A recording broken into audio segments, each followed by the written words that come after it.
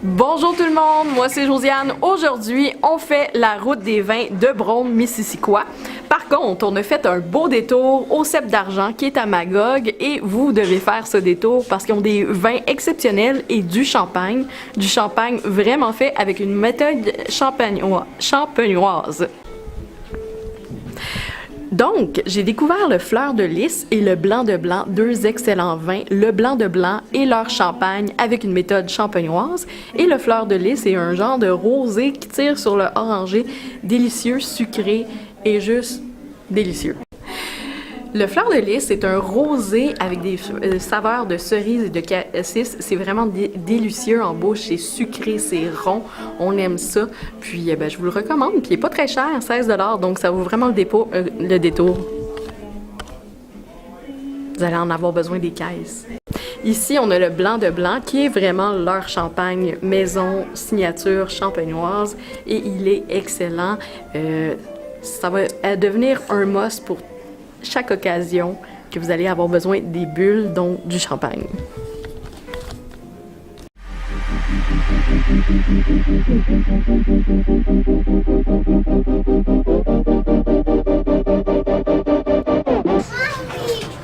On s'en va faire la route des vins maintenant de Brome-Missisquoi. Donc, on va aller visiter leur parière, Val-Caudalie qu'on aime vraiment beaucoup et d'autres que j'ai hâte de vous faire connaître.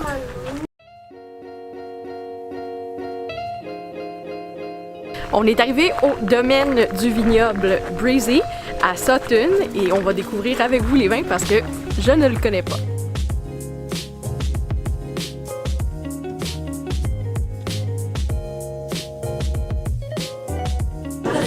On sent vraiment l'odeur de fraise. Au domaine du vignoble Breezy, il n'y a pas juste du vin, mais il y a aussi des charcuteries et de la viande de bœuf.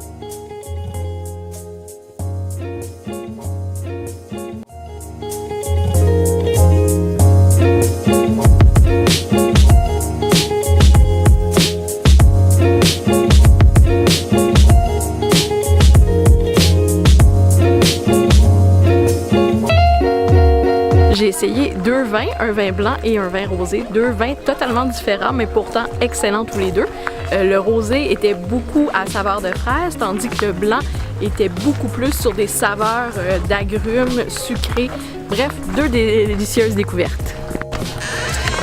Là, on quitte le domaine Breezy et on s'en va vers Dunham pour faire le restant parce que la plupart des vignobles sont à Dunham. Pour ceux qui ne le sauraient pas, qui ne me suivent pas depuis longtemps, je suis amoureuse de Val-Caudalie. Pourquoi? Parce qu'ils ont un excellent vermouth. Puis aujourd'hui, je m'en vais les visiter. Vous pouvez voir aussi une ancienne capsule au Festival Caribou où est-ce qu'on s'était gâté avec Val-Caudalie. Ils sont super bons leurs produits. Sérieusement, là, le vermouth de Val-Caudalie, c'est de loin le meilleur. Même les autres, là, ils n'arrivent pas à cheville. Easy come, easy go. Until I met you, it was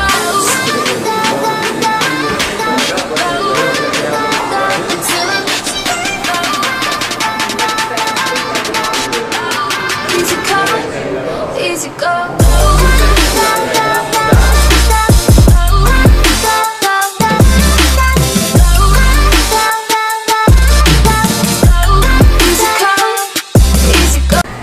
Comme quoi, je mens pas que c'est les meilleurs. Ils sont même dans le Journal de Montréal cette semaine.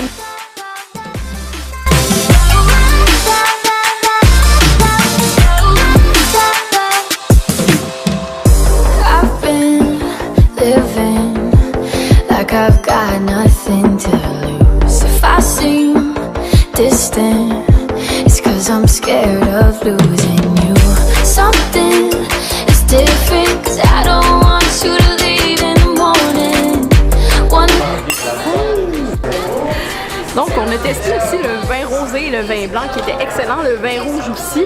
Puis on a aussi dégusté du fromage. Ça a vraiment été une belle expérience comme toujours parce que Val-Caudalie, vraiment, définitivement, c'est vraiment le plus beau vignoble de Dunham. Puis surtout pour le vermouth.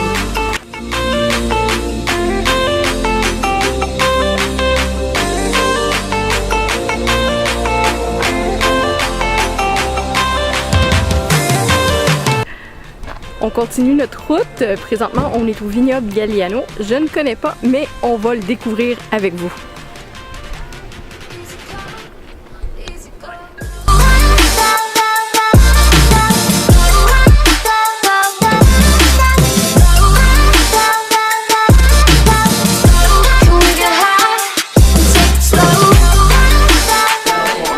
Au vignoble Galliano et puis on est en train de goûter au vin blanc. Il est vraiment bon, il est sec au début puis il y a une petite touche sucrée en finale.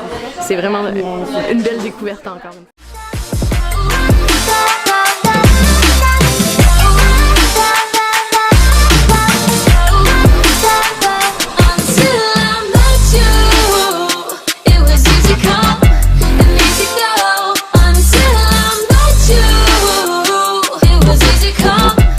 On vient de sortir, la plupart des vins de chez Galliano sont disponibles à la SAQ et en épicerie.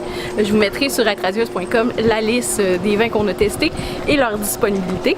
Sans ça, j'ai aussi appris qu'il y avait un concours de photos par rapport au vignoble, donc je vous marquerai aussi les détails sur mon blog. J'allais oublier parce qu'il y a tellement de choses qu'on a découvert aujourd'hui, mais les vins Galliano sont vraiment très bons. J'ai beaucoup aimé le premier vin blanc que j'ai testé, qui était un petit peu plus sucré et puis moins d'amertume. C'était vraiment délicieux.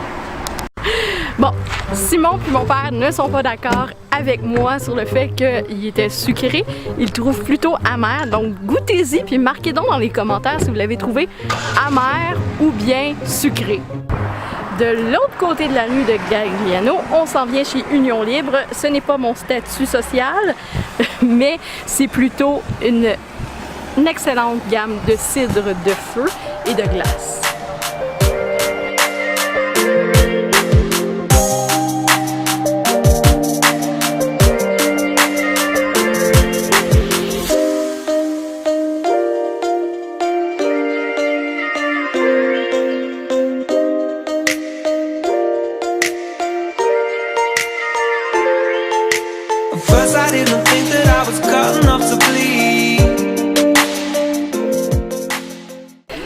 Donc j'ai encore goûté une fois, puis c'est juste le cidre de feu qui c'est bon ici à Union Libre, donc un détour pour le cidre de feu. C'est sucré, c'est dans le même genre que le vermouth, un vin fortifié, puis que c'est vraiment un goût de pomme caramélisée. Pour terminer, notre dernier arrêt, c'est l'Orpailleur. Aussi, c'est un musée du vin, donc ça vaut vraiment le détour. C'est sûr que 15 juste pour Brome-Missisquoi vignoble, c'est impossible de tout faire dans une journée, surtout sans être tipsy. Donc, je vous invite à aller les visiter, à aller faire régulièrement dans ces vignobles-là pour découvrir les nouveautés et qu'est-ce qui se passe aussi dans la région de Brome-Missisquoi. Sur mon blog, vous allez avoir la liste de tous les vignobles au complet. Puis, je tiens à dire aussi, pour terminer, un petit blanc. J'ai vraiment un blanc. Il y a aussi d'autres excellents vignobles dans le Québec, donc échangez avec moi, j'aime beaucoup découvrir des vignobles, puis peut-être que je ferai une autre vidéo cet été ou durant l'automne pour vous parler de vignobles que j'aime.